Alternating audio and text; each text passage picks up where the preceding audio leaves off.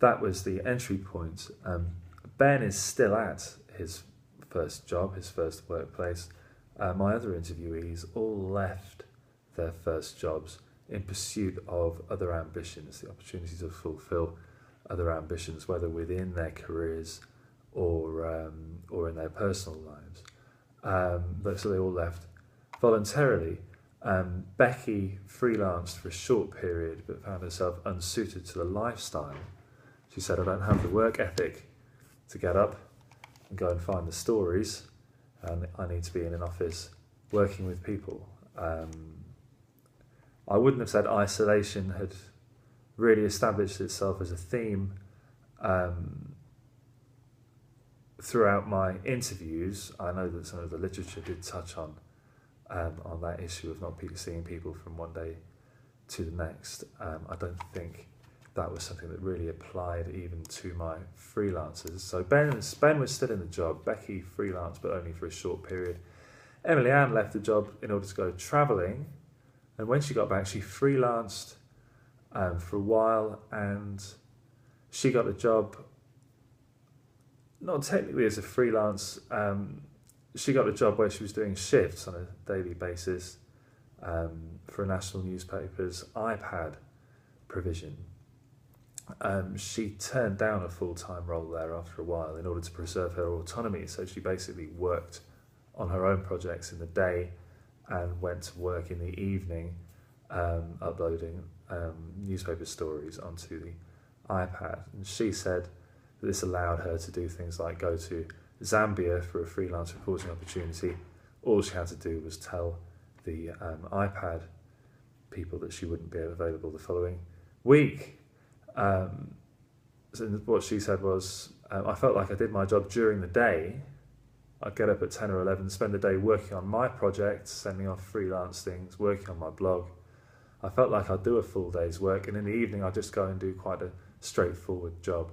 A lot of people did what I did, had online jobs, did freelancing during the day, went on at night to do a job that was quite straightforward.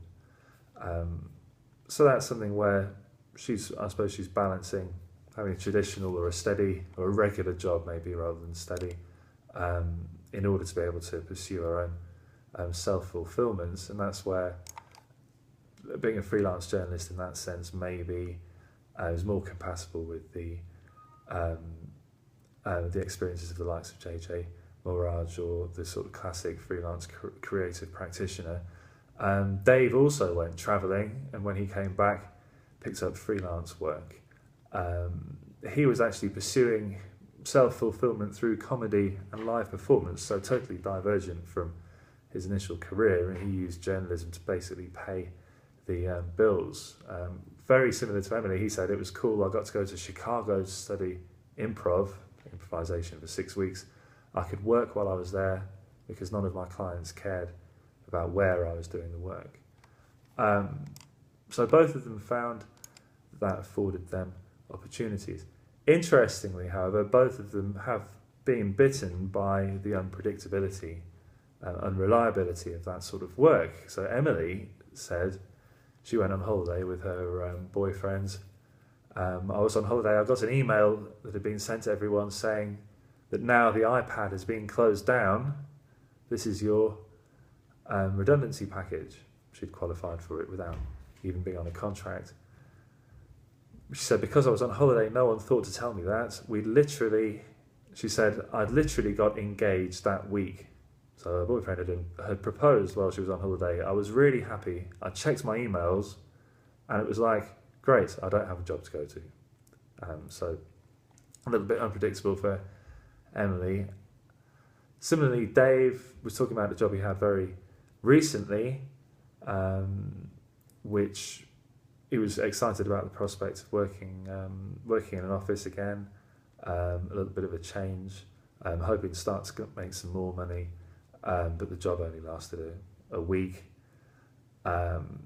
He said that as a consequence, or it was fortunate that he always takes freelance work, and that was something that came up in the literature, the likes of Husband, Baker, and also that was something that JJ Moraj talked about in his presentation. or in his Q&A, the fear that the work will dry up, finding it very difficult to say no. He said, Dave said, I can't remember the last time I said no to anything. I couldn't say no to work. That day job was a freelance job. I had no contract, but the money was good. I kept my freelance going. Lo and behold, the job did end, and it didn't matter as much. So he was aware of the idea of insulating himself. Now, they've both had sort of, slightly rockier experiences in that sense. Dave said, or they both said they were freelancing by choice, and that the instability, therefore, did not make them really feel vulnerable. Dave said, I feel less vulnerable. In terms of payment, I feel quite vulnerable, but I don't feel as reliant on structures. I actually feel more empowered. I place my responsibility for making me money at my feet rather than the company's feet. I feel quite empowered to take my choices. So he's undaunted by the prospect of having to sort something else out if one plan fails. Emily was similar. She said,